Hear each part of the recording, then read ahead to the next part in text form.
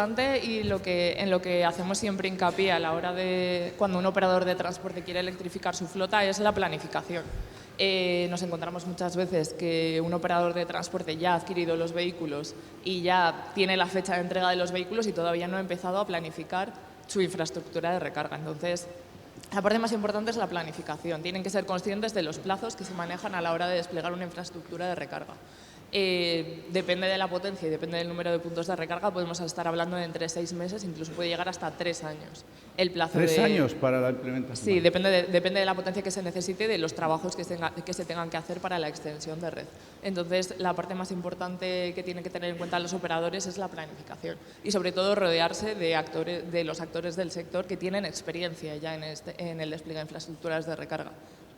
Cuando llegas de cero a construir la infraestructura de recarga para una flota de vehículos, te encuentras muchos problemas que ya nos hemos encontrado nosotros antes. Entonces, es muy importante rodearte de actores y de empresas y de stakeholders que sean conscientes de estos problemas y que puedan ayudarte en este camino, porque esos problemas ya los han vivido antes y ya saben cómo solucionarlos.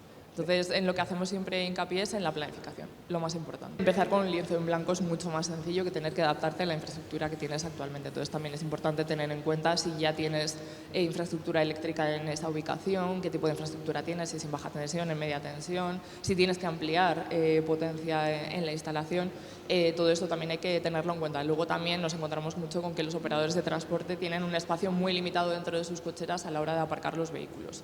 Normalmente tienen que hacer un Tetris para poder tener todos los autobuses por la noche durmiendo en la cochera. Entonces, esto se complica cuando tienen, además, que planificar una infraestructura de recarga donde los autobuses van a tener un sitio fijo donde tienen que dormir.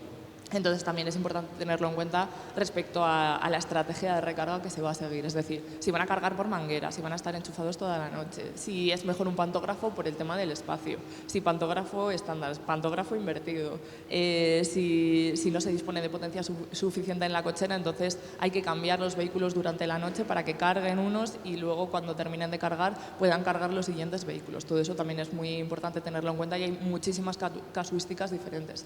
Entonces, lo importante es dejarse asesorar por los que saben en este sentido, porque nos podemos encontrar con muchos casos diferentes. Como fabricantes, sabéis que vamos a sacar, todas las marcas, vamos a sacar ya producto el año que viene en gama pesada. En nuestro caso, de 18 toneladas en adelante, vamos a sacar toda la gama. Y nosotros sí estamos preparados. Lo que no vemos que esté preparado son las infraestructuras de carga pública. Actualmente no hay puntos suficientes, sobre todo tenemos un problema porque cuando tú entras en las aplicaciones sí ves los puntos, pero claro, no tienen acceso para lo que es un vehículo pesado. O sea, tenemos un problema de que, por ejemplo, ves un cargador, 400 kilovatios, y cuando vas, pues es un Burger King. Entonces, evidentemente, no tenemos acceso para entrar con un tráiler de 18 metros. Entonces, eso sí que necesitamos avanzar bastante, porque lo que pasa y lo que provoca es que nos limita muchísimo a la hora de vender los vehículos. Tenemos que ir hacia un tipo de venta regional y un tipo de venta muy acotado que puedan cargar en su propia base, porque a día de hoy la carga pública está bastante complicada. Sí, el desarrollo de este sistema todavía va a llevar un cierto tiempo, ni siquiera, lo comentábamos ayer, el conector MCS como tal está estandarizado, o sea, se está a punto de cerrar el proceso de estandarización, pero todavía no se ha llevado a su fin. Por lo tanto, esa cuestión que corre en paralelo al desarrollo de la solución a industrializar, pues de alguna forma sigue condicionando cuándo se van a poder utilizar esos conectores en infraestructuras de carga, de 1 mega en adelante, porque no olvidemos que esa potencia de carga empieza en 1 mega, pero estamos hablando de llegar hasta 3,5 más o menos megavatios, por lo tanto es casi cuadruplicar esa potencia, con lo que todo eso significa. El sector está preparándose para empezar a lo que es la parte ergonómica. Eso está totalmente definido y parte de la funcional también, pero hay que acabar de homologar una serie de protocolos que tienen que ver con la norma. Y ahora, además de esto que estábamos comentando, pensamos en la automatización de esa carga, es decir, que el conector sea aproximado al camión y conectado sin que intervenga la persona, porque es un coñazo, pues tenemos que pensar en normalizar también dónde va a estar el sistema de conexión de los propios camiones. Con lo cual vemos que todo esto, vale, sí que es importante que estén los conectores en el mercado, pero es tan importante o más que previamente hay una serie de cosas también diseñadas, homologadas, estandarizadas, implementadas. Bueno, antes de nada quería agradecer a EDIVE la posibilidad de participar en esta mesa. Al respecto a la primera pregunta, o sea, nosotros arrancamos en la producción de vehículos eléctricos en Volvo Trucks en el año 2019 con la gama media, o sea, lo que son camiones rígidos para distribución o digamos, servicios urbanos. Venimos con una tecnología ya, digamos, muy madura porque todo viene del negocio del bus a nivel de componentes que el autobús nos lleva como muchos años de ventaja. Entonces, en 2019 arrancamos con la gama media y en el 2022 arrancamos con la gama pesada. Nos encontramos que ya tenemos el producto y que bueno, salimos al mercado y nos encontramos que tenemos la dificultad que hemos comentado, ¿no? Que a nivel de infraestructura, pues bueno, aunque el camión obviamente tiene unos plazos de entrega largos, que pueden ser rondando los 5 o 6 meses, nos encontramos que aunque ometas digamos un poco el arranque de la instalación, como decía Ana, al final está 6 meses, 1 año y encontramos a clientes que tienen los camiones y todavía no tienen la infraestructura, ¿no? Andamos ahí un poco trabajando un poco en precario, con cargadores de alterna, de poca potencia, ¿no? Entonces, la realidad que encontramos en Volvo al salir al mercado es esto, ¿no? Que falta este empujón, ¿no? A la hora de tener la infraestructura. Con respecto a la segunda pregunta que comentabas de los megachargers, nosotros hemos arrancado la producción, lógicamente, adaptada a la infraestructura que hay, ¿no? Nosotros ahora en gama media cargamos a 150, en gama pesada a 250, pero obviamente todo esto se irá ampliando al respecto de lo que es la infraestructura. Según evolucione, obviamente, si el megacharger se impone, pues nosotros tendremos camiones adaptados. Y luego, al respecto de las baterías, nosotros llevamos desde 2019 comercializando camiones y ya hay 3 evoluciones de baterías. Es decir, esto no va a parar. O sea, al final la eficiencia, cada vez la eficiencia es mayor en el sentido de mayor capacidad en menos espacio, ¿vale? Entonces, autonomías de 1000 kilómetros sería fantástico, pero sin repostar, hoy en día con baterías hay que buscar ese equilibrio de peso y autonomía, ¿no? Vienen nuevas tecnologías, nosotros tenemos un proyecto, una empresa también para el desarrollo de toda la tecnología del hidrógeno y lo que creemos es que de aquí a unos años el hidrógeno será también una solución que nos aportará una solución con una capacidad menor de batería optimizada para hacer largas distancias y digamos que convivirán. O sea, nuestra visión del tema del hidrógeno es que convivirá con el eléctrico, porque hoy en día hay muchísimos camiones, muchas rutas que están haciendo, no sé, 200, 250 kilómetros al día y que hoy en día ya con un camión con las baterías de hoy en día se puede hacer perfectamente. A ver, se está trabajando, o sea, nosotros, el Grupo Volvo tiene acuerdos con fabricantes de baterías y tenemos acuerdos. Lo que pasa es que, como yo siempre digo, nosotros somos el primer frente de batalla. Nosotros lo que ponen en nuestras manos son productos ya probados, elaborados y testados que podamos sacar al mercado. Y se está trabajando en ello, pero a nosotros, digamos, desde la marketing en España no nos llega nada todavía que podamos ni comentar. O sea, es decir, se trabaja, se estará probando seguramente, al igual que os comentaba con el hidrógeno, y entiendo que en unos años alguna novedad tendremos, pero de momento no puedo comentar. Aunque luego nada. volveremos... Cuanto al megacargador, nosotros sí tenemos ya planes, de hecho lo tenemos en nuestro catálogo y lo tendremos a finales del 25 disponible. A día de hoy estamos cargando en un máximo de 375 kilovatios y lo que tendremos con el megacargador será 750 y 1 mega en esta primera fase. Luego, evidentemente, como bien decía Adriano, la tecnología te permite hasta 3,5 megavatios más o menos, 3,75, pues luego iremos evolucionando. Tampoco tiene sentido con las baterías que tenemos a día de hoy llegar a esas capacidades porque no es viable. Y en cuanto al tema de las autonomías y las baterías, efectivamente esto va a aumentar lo que, como bien comentabas, la densidad energética, que esa es la clave, Habrá baterías de estado semisólido, sólido. El problema es que hay dos fases. Una parte es la fase tecnológica, que esa sí que se va a poder hacer y no hay problema, y otra parte es la fase de que tenga acceso a gran público por un tema de costes. Por ejemplo, Toyota está anunciando que la va a sacar en un par de años, pero claro, la va a sacar en un deportivo de Lexus, no la va a sacar a gran público, ¿no? Entonces yo entiendo que para que esté al alcance del gran público y que estemos todos, o sea, que esté, digamos, normalizada, será a finales de la década. Quiere apostar por la movilidad eléctrica, porque lo digo en todos los foros en los que vengo participando, la electricidad aporta algo que no aporta el petróleo, que es estabilidad en el precio. Ahora mismo, y lo hemos sufrido en estos 2-3 últimos años, el petróleo ha tenido oscilaciones tan altas que los transportistas no pueden tener estabilidad en su actividad económica, en su actividad financiera. Y esto, en cambio, la electricidad sí puede aportar esta estabilidad que no aporta ahora mismo el petróleo. Aparte, hay un factor adicional, y es que España es productor en energía eléctrica. Tenemos la energía que procede del sol, la energía que procede de eólica, la energía hidráulica. Por tanto, somos afortunadamente productores de energía eléctrica. No somos productores del petróleo. Ya solo sea por esa razón, el sector tiene que apostar por la energía eléctrica.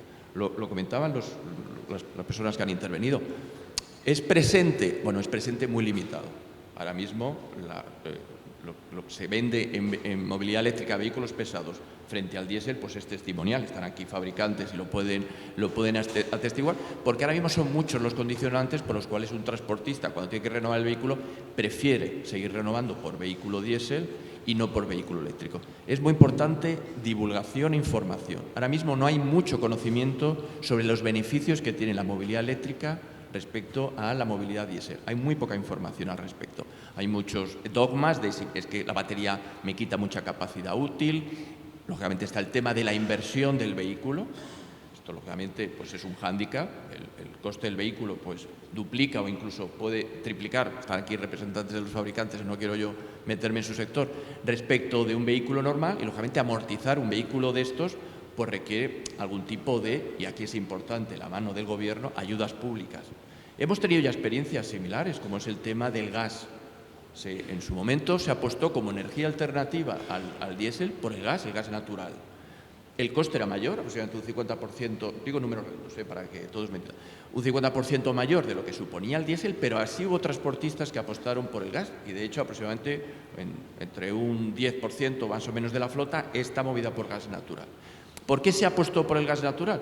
Por supuesto, el componente medioambiental en aquel momento pues, suponía mayor contribución al medio ambiente, pero sobre todo porque se garantizaba que el precio del carburante, en este caso el gas, era inferior al del diésel. Se garantizaba aproximadamente un 20%, así se firmaban los contratos con las suministradoras de gas natural. Eso saltó por los aires como consecuencia de la guerra de Ucrania. E incluso el gas se llegó a poner hasta un 100% por encima del precio del diésel, que de por sí el diésel había subido bastante. Pues incluso el gas natural subió un 300% de lo que normalmente costaba el precio del gas natural. ¿Eso qué trajo como consecuencia? Que la flota de vehículos que estaban movidos por gas natural tuvo que pararse. Imaginaos lo que estamos diciendo. Para un transportista, tener que parar su flota porque no le sale rentable mover el vehículo es algo que no tiene sentido. Por eso la ventaja del vehículo eléctrico, porque entendemos que un país productor como España puede dar estabilidad al transportista. ¿Qué es lo que al transportista le interesa? Por supuesto, rentabilidad, pero condicionado a la estabilidad. Y no debemos olvidarnos cuál es la realidad de nuestro sector. Luego, si quieres, puedo dar datos más detallados. Es un sector que mayoritariamente está conformado por pequeñas empresas. Aquí domina la microempresa. El 90% de las empresas de transporte pesado, que son unas 60.000, son empresas de menos de 10 vehículos. Es una realidad que hay que tenerla en cuenta. Es una realidad que no es negativa. De hecho, somos la segunda potencia a nivel internacional de la Unión Europea en cuanto a transporte nacional e internacional. Por tanto, esa realidad hay que tenerla en cuenta y, por supuesto, hay que apostar y ayudar a que esa conversión de los vehículos diésel a los vehículos eléctricos sea una realidad. Más tarde o más temprano esto se va a producir, pero ahora mismo, como presente, es algo que es todavía muy testimonial. Por hacerlo muy sencillo, lo dividimos en 3 tercios. Un tercio es el personal, coste de personal. Otro tercio es el coste del combustible. Y el otro tercio es pues, todo lo demás, amortización, impuestos, etcétera, etcétera. Aproximadamente un tercio de los costes de explotación de un vehículo de transporte lo representa el combustible ahora mismo. Buenos días. Nosotros somos fabricantes, como has dicho, de cargadores rápidos. Hacemos cargadores de 50 hasta 600 kilovatios. En ese sentido, para los camiones de hoy tenemos soluciones. Incluso hemos vendido algunos equipos para operadores que están probando los camiones y ver cómo van y cómo los pueden operar. Los cargadores de mayor potencia, como Adriano ha referido, el estándar no está cerrado aún, pero se está trabajando en todo ello. Yo creo que a mitad del año que viene va a haber cargadores prototipos que no van a estar certificados, pero que se pueden probar con camiones de largo curso que hacen el transporte internacional. Entonces yo creo de nuestra parte que no hay problema. También no tenemos problemas con escalar la cantidad de cargadores que sea necesario fabricar para atender a la demanda. El problema creo que está mucho más en el lado de las compañías eléctricas que no tienen potencia necesaria en las ubicaciones donde los operadores quieren instalar los cargadores y también el licenciamiento local que tiene muchas complicaciones que hace que una instalación puede tardar años a conseguirse hacer. Los de Milens, que es un consorcio de los fabricantes, ya están trabajando en el terreno, escogiendo plazas y tal, pero dicen que van a tardar algún tiempo hasta tener 25 o 5 megavatios en la ubicación donde van a hacer la carga de los camiones. Como comentas, el transporte urbano con vehículos eléctricos, con autobuses eléctricos, es una tecnología que ya está perfectamente madura. Ahora mismo casi todas, diría que más de un 95% de las rutas urbanas en España se pueden realizar ya con vehículos eléctricos porque las autonomías dan, incluso para realizar una única recarga por la noche en las cocheras de los operadores. Es una tecnología que ya está madura, que, como comentas, ya hay muchos ayuntamientos que están apostando por ello y con muy buenos resultados.